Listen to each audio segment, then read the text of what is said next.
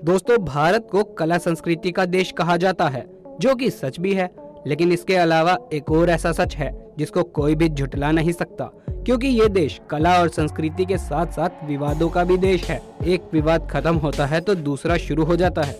पर हमारे देश का एक विवाद ऐसा भी है जो अब लगभग खत्म हो चुका है, लेकिन इसके खत्म होते होते पूरे देश में तहलका सा मच गया था। और वो कोई और विवाद नहीं बल्कि विवादित जमीन का मसला है। हम सभी जानते हैं कि राम भूमि पर बनी बाबरी मस्जिद और मंदिर को लेकर काफी दंगे फसाद हुए और इसीलिए ये मामला कोर्ट तक पहुंच गया, जहां पर अयोध्या में मौजूद मंदिर और मस्जिद से जुड़े कई सारे राज सामने आए। और उन्हीं राज में से एक ऐसा सच भी सामने आया जो आज तक पूरी दुनिया से छुपाया गया। अब वो राज क्या है, इसे जानने के लिए वीडियो को अंत तक जरूर देखें और हमारे चैनल अमेजिंग लाइफ को सब्सक्राइब करना ना भूलें।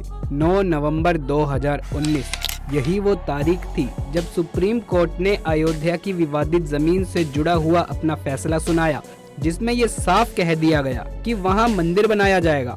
अब ये ऐसा क्यों था, चलिए इस पर भी जरा गौर कर लेते हैं, क्योंकि जब बात बाबरी मस्जिद की हो रही है तो बाबर के बारे में जान लेना भी जरूरी है। आखिर पता तो चले कि वो कौन बंदा है जिसके नाम पर बाबरी मस्जिद बनवाई गई थी। और उसी मस्जिद को लेकर सभी हिंदू मुस्लिम आपस में कुत्ते बिल्लियों की तरह लड़ रहे थे। असल में दोस्तों, बाबर भारत का पहला मुगल सम्राट था, जिसका पूरा नाम जहीरुद्दीन मोहम्मद बाबर था और इसका जन्म 14 फरवरी 1483 को अंदीजान में हुआ था, जो कि इस समय उज्बेकिस्तान का हिस्सा है। मुगल साम्राज्य के सम्राट बाबर फरांगना घाटी के शासक उमर शेख मिर्जा के सबसे बड़े बेटे थे। पिता की मौत के बाद मात्र 11 साल की उम्र में ही इन्हें साम्राज्य संभालने की जिम्मेदारी सौंप दी गई और बहुत ही कम उम्र में सिंहासन पर बैठा दिया गया, जिसके कारण कई सारे रिश्तेदारों ने इनका विरोध किया। लेकिन बाबर किसी से भी नहीं डरा और छोटी सी उम्र में अपने साम्राज्य को ज्यादा से ज्यादा बढ़ाने के लिए बाबर ने एक मजबूत सेना तैयार की। हालांकि बाबर को अपने शुरुआती सैन्य अभियानों के दौरान फरांगना शहर में अपना नियंत्रण खोना पड़ा, लेकिन बाबर को इन छोटी मोटी बातों से फर्क ही नहीं पड़ रहा था। उसका इरादा तो बहुत बड़ा था।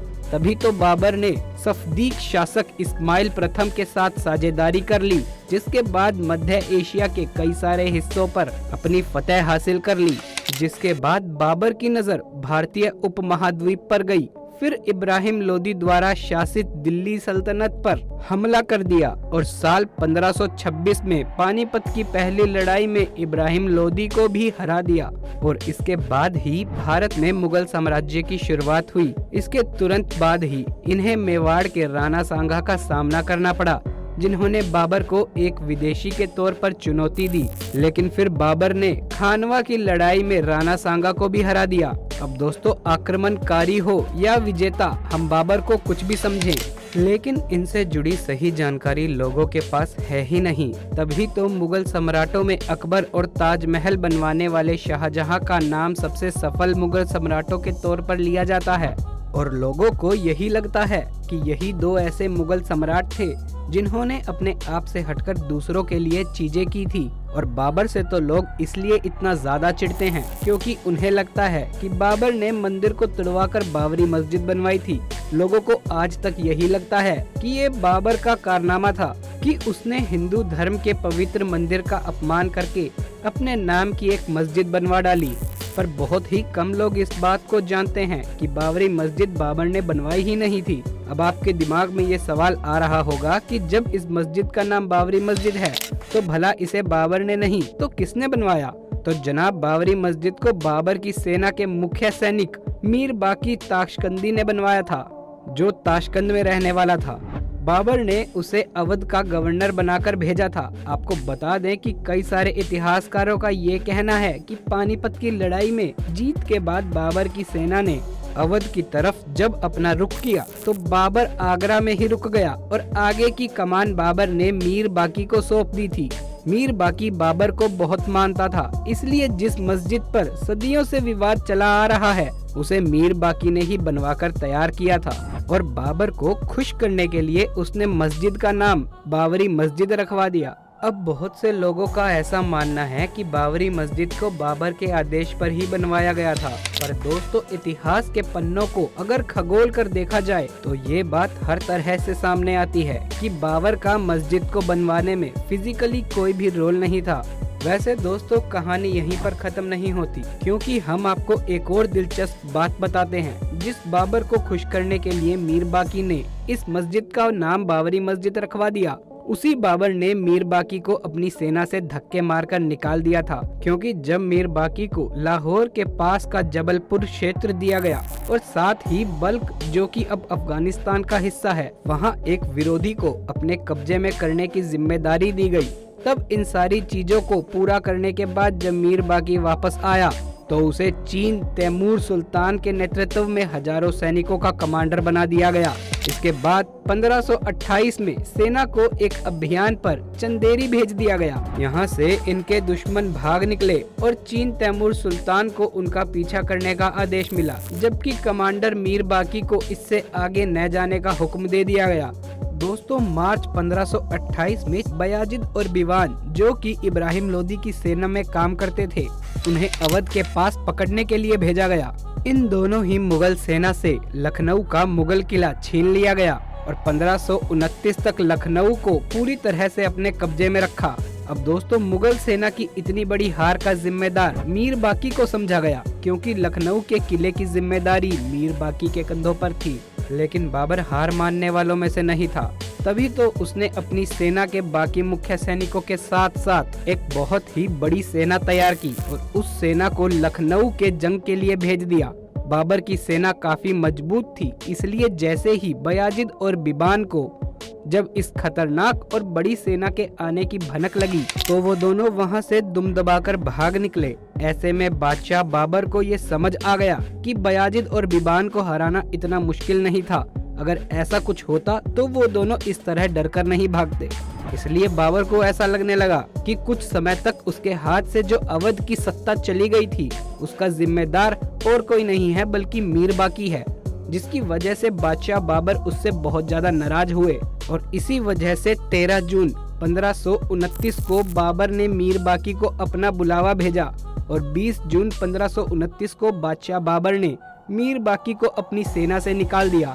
और सिर्फ मीर बाकी ही नहीं बल्कि उसकी जिस सेना का वो नेतृत्व किया करता था उसे भी निकाल दिया गया। दोस्तों अब तो आप समझ ही गए होंगे कि जिस बाबरी मस्जिद को लेकर इतना बड़ा बवाल हुआ, उसे बनवाने वाला मीर बाकी खुद बाबर के गुस्से का शिकार हो गया। खैर दोस्तों ये तो होना ही था, क्योंकि मंदिर जैसी पवित्र चीज को तोड़कर मस्जिद बनवाने वाले के साथ भला अच्छा कैसे हो सकता था। क्योंकि भगवान हो या अल्लाह, है तो सब एक ही। एक का घर तोड़कर दूसरे का घर बनवाना, ये क्या मतलब है भाई? हमें तो ये समझ नहीं आता। बाकी आपको ये बात किस हद तक सही लगती है और विवादित जगह पर मंदिर बनाने का जो फैसला है वो कितना सही है, जरूर बताइए। आगे बढ़ते हैं और बाबर की जीवनी पर आधारित बाबरनामा पर गौर करते हैं, जिसमें बाबर के बारे में सब कुछ लिखा गया है, लेकिन इसमें किसी भी ऐसी घटना के बारे में नहीं बताया गया है जो इस बात को साबित कर सके कि बाबरी मस्जिद का निर्माण बाबर ने ही करवाया था। एक और तर्क है कि तुलसीदास ने भी कभी ऐसी किसी घटना का कोई जिक्र ही नहीं किया जो बाबरी मस्जिद के बारे में बताए। अब ये तो बहुत ही बड़े राम भक्त थे, जिन्होंने अपना पूरा जीवन ही भगवान राम को समर्पित कर दिया था। उन्होंने जो कुछ लिखा सिर्फ राम के नाम पर लिखा। ऐसे में उनके लेखन में भी बाबरी मस्जिद से जुड़ी किसी भी बात का जिक्र नहीं है, वरना तुलसीदास भगवान राम से जुड़ी इस महत्वपूर्ण चीज के बारे में जरूर लिखते। अब दोस्तों इसके बाद 6 दिसंबर 1992 की तारीख भी हमेशा हमेशा के लिए इतिहास के पन्नों में दर्ज हो गई, जब हजारों की संख्या में सेवकों ने अयोध्या पहुंचकर बाबरी मस्जिद को गिरा दिया। इसके बाद से ही पूरे देश में इस बात को लेकर हर तरफ दंगे फसाद होने लगे, जिसमें 2000 से भी ज्यादा लोगों ने अपनी जान गंवा दी, सिर्फ इसलिए क्योंकि मुसलमान धर्म के लोग चाहते थे कि वहां मस्जिद बने और हिंदू धर्म के लोग मंदिर बनवाना चाहते थे। इसी मंदिर मस्जिद की लड़ाई में न जाने कितने घर उजड़ गए। हालांकि लड़ाई काफी लंबे समय तक चली और अब जाकर सुप्रीम कोर्ट के फैसले को मानते हुए विवादित जमीन पर राम मंदिर बनाने का फैसला किया गया है, जिस पर काम भी शुरू हो चुका है। अब दोस्तों, हमारा मंदिर या मस्जिद से कोई भी लेना देना नहीं है और ना ही हम अपने इस वीडियो के माध्यम से किसी भी एक धर्म को ठेस पहुंचाना चाहते हैं। इस वीडियो के जरिए हम तो सिर्फ अयोध्या की विवादित जमीन में बनने वाले राम मंदिर और मस्जिद से जुड़ी कुछ ऐसे तथ्य आपके सामने रख रहे थे जिनका पता होना आप सभी को जरूरी है। उम्मीद है इस वीडियो में आपको काफी कुछ नया जानने का मौका जरूर मिला होगा। इस वीडियो को लास्ट तक देखने के लिए शुक्रिया।